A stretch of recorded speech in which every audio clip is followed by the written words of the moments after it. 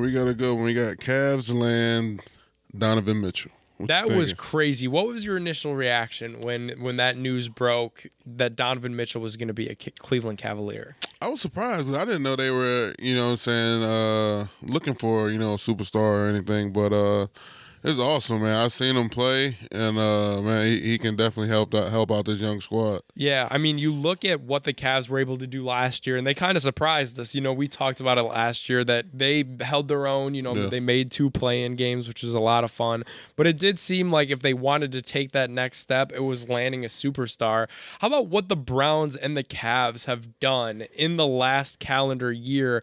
Both had really solid seasons. Yeah. The Browns had made the playoffs just a year ago. The Cavs had one of their most impressive seasons ever in recent memory without LeBron James. They both did not settle. The Browns went ahead and landed Deshaun Watson, a top 10 quarterback, in a huge trade where they gave up 3 first-round picks. Mm-hmm. Then the Cavs turned around and they did the same exact thing. It was an impressive year. They had their young core intact, but they were like, let's give up these 3 first-round picks. Let's move some of these other pieces and get a guy that could make us legitimate contenders in the Eastern Conference. It's a fun time for Cleveland sports because our teams are making some big, big splashes. Oh yeah, it's dope, man, and I'm excited to see what these guys do. It's still early. Season doesn't start for a little while, but yeah, I'm excited. When you look at this Eastern Conference, what are kind of your expectations for the Cavs now and what they could do? Because obviously, you look at some of the powerhouses, right? They're not yet Brooklyn, who has KD, Kyrie. Mm-hmm. They're not yet Milwaukee. They have Giannis. We know they're going to be really good. Even Boston just played in a conference finals.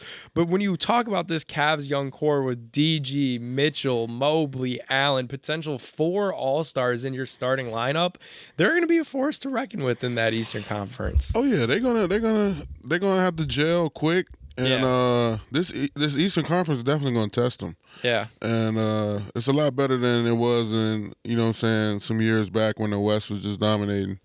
But this year the East is gonna show them what they can do, and if they can, make it to the playoffs and go far in the playoffs in this Eastern Conference, and the young of age that they are, oh yeah, they're gonna be something special. I think that's the expectation now, right? Is playoffs. We did the whole play-in game thing last year. That didn't really bounce the way for the Cavs. Obviously, that's a very difficult way to make the postseason, where it's kind of one and done. Yeah. And then if you were a higher seed like the Cavs, you have that opportunity. I think this year for the Cavs, there is no talk of play-in game now.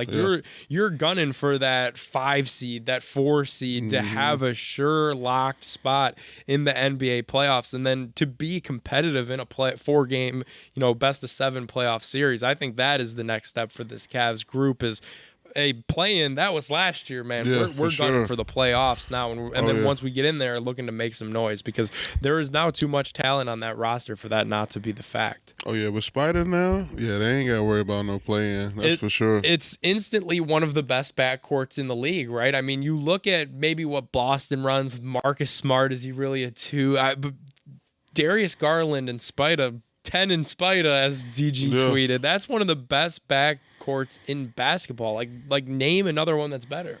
Yeah, I don't know right now. We're gonna have to see.